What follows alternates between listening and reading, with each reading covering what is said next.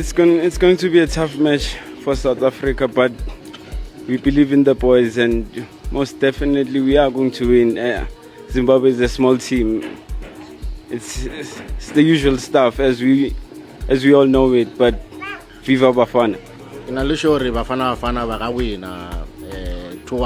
It's going to be a game of revenge. So Kumbula, in terms of the qualifiers, that it was very tough for us to beat Zimbabwe.